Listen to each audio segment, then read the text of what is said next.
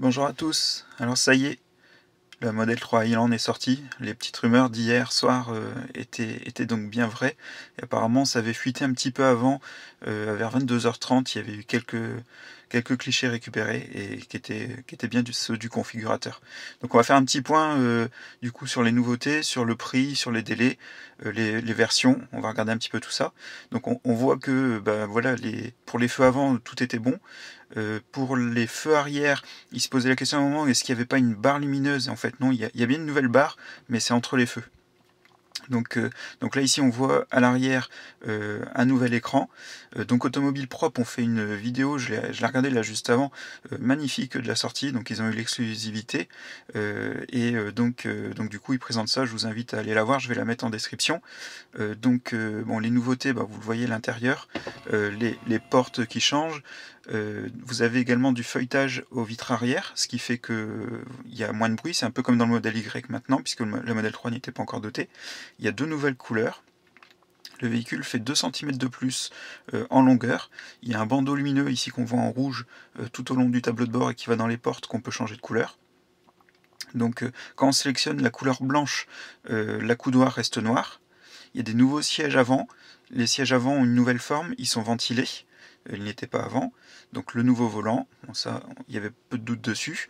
Là où par contre c'est un peu une surprise, c'est sur la batterie. On s'attendait à la batterie de 66 kWh sur l'entrée de gamme. Au final, les batteries et les moteurs pour le moment restent identiques à l'ancienne version. Donc à savoir 60 kWh pour l'entrée de gamme. Par contre, le WLTP est quand même augmenté. Par exemple, pour l'entrée de gamme d'une cinquantaine de kilomètres.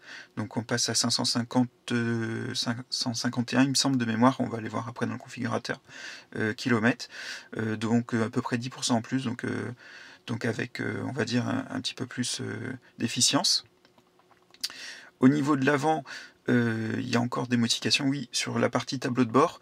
Vous voyez que la trappe pour cacher, enfin pour le rangement devant, maintenant elle est intégrale et elle cache les porte-gobelets. Donc je vous disais souvent de rajouter un accessoire en porte-gobelet en caoutchouc parce qu'ils s'abîment vraiment très vite et ils prennent la poussière. Bon bah là au moins ça résout ce problème, donc ça c'est plutôt top. Sur l'intérieur, alors mon avis, je vais vous le donner un petit peu, on va aller voir un petit peu le configurateur. Je vous le donnerai plutôt en fin de vidéo, puisque c'est voilà, peut-être ça va pas intéresser tout le monde, donc je vous donnerai mon avis à la fin. Donc on va aller voir le configurateur, donc commander. Alors au niveau du prix, déjà tout de suite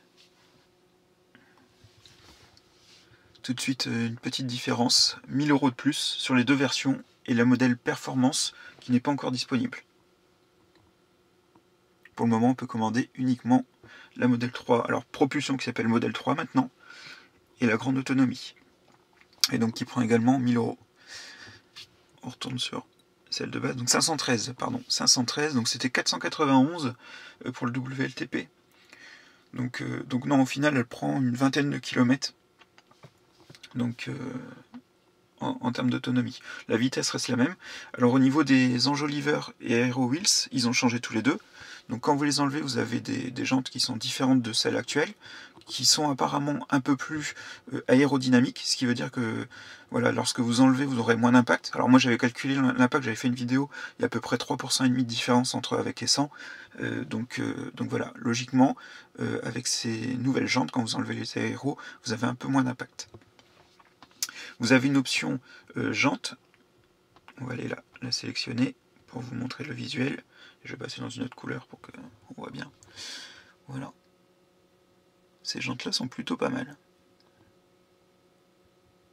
Donc ça c'est plutôt sympa. Donc à l'avant, les feux maintenant sont Matrix LED. Alors ils étaient déjà déclarés Matrix LED, mais ils n'étaient pas dans les faits sur le modèle actuel. Là ils le sont bien maintenant. Donc l'option jante à 1190 €. Ah oui, si, le WLTP, je vous disais des bêtises, regardez, c'est bien 554 avec les jantes. Tout à l'heure, ça prenait pas. Ah oui, ça l'affiche avec l'option jante. Bon. Alors, au niveau des couleurs, il y a deux nouveaux coloris. Donc, ça va être il s'appelle comment? Rouge Ultra. Donc, le rouge Ultra, c'est juste qu'il est métallisé maintenant. C'est pas encore le Midnight. Et on a celle-ci que je trouve très très belle. Le gris Alors il s'appelle comment? Stealth. Donc un gris plus foncé qui tire sur le noir, qui est vraiment magnifique. Alors est-ce que changer la couleur change la date de livraison? Non, on reste sur octobre-novembre. Et pour ce qui concerne la long range, c'est exactement la même chose.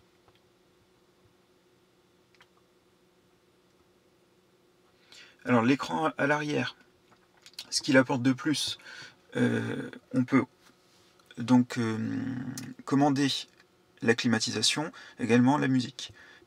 Donc là, Automobile Prod le fait slider, donc on voit un petit peu comment il fonctionne, donc ça c'est plutôt pas mal. Sa vidéo est très bien faite parce qu'elle est très concise et il reprend quasiment toutes les évolutions. Apparemment, aujourd'hui il va sortir une vidéo test, donc ça va bien fonctionner aussi, du modèle 3 Highland, puisqu'il a pu l'essayer sur route. Donc à mon avis, les véhicules qu'on a vu un petit peu en photo se baladant en France et au superchargeur, il est fort probable qu'il y en avait une où il était dedans. Alors on va retourner ici dans le guide d'achat, hop, on va revenir en arrière. Il y avait en savoir plus, voilà. Donc de nouvelles couleurs, donc ça il est présente. Vous avez la petite vidéo de présentation.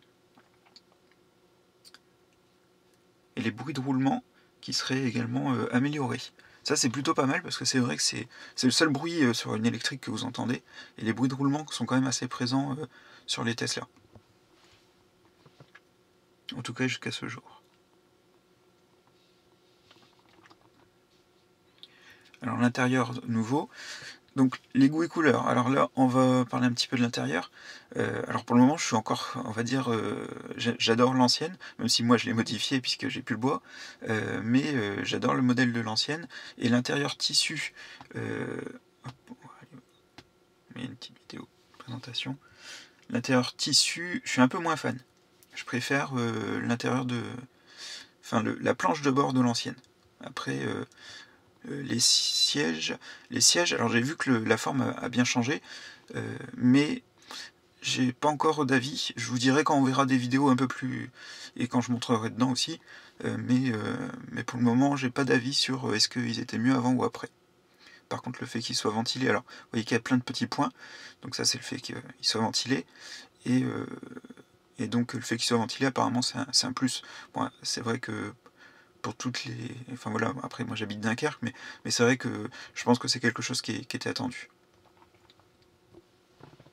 Alors le son sublime, le son premium, maintenant il passe à 17 haut-parleurs. Donc c'est encore plus, on va dire, plus qualitatif qu'avant. À voir dans les faits. Passage arrière, un écran tactile. Alors l'écran avant n'a pas changé en taille, par contre les bords sont plus fins que l'ancien.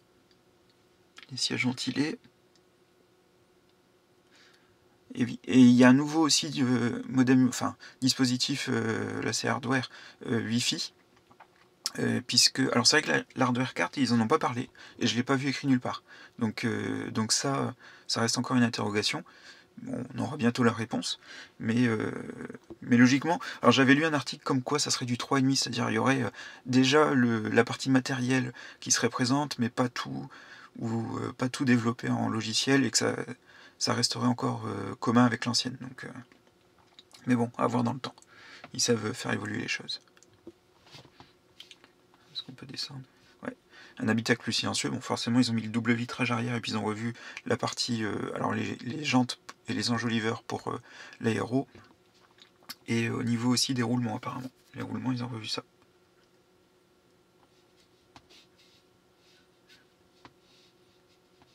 Après ça, on connaît, ça change pas.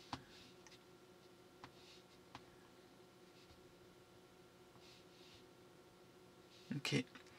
Bon bah voilà, pour cette petite vidéo où on fait le tour justement de la nouvelle Model 3 Highland. Alors est-ce que vous allez la commander? Bah, dites-moi ça en commentaire. En tout cas, ceux qui l'ont commandé là ces dernières semaines, moi je l'avais dit et dans une vidéo, d'ailleurs il y en a quelques-uns qui m'ont un peu reproché de ne pas avoir de preuves matérielles, mais que voilà, en commandant la Model 3 actuelle, on aurait la nouvelle. Donc ça s'avère, c'est vrai. Et il y a juste que il y a une hausse de prix, et ça je l'avais pas vu venir, de 1 000 €.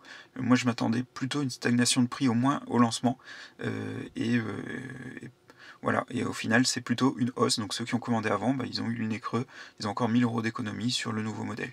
Et puis ils l'auront certainement dans les premiers puisqu'ils ont commandé dans la première vague. À mon avis, aujourd'hui, il y aura énormément de commandes. Je vous souhaite une bonne journée, à très bientôt, je vais retourner me coucher.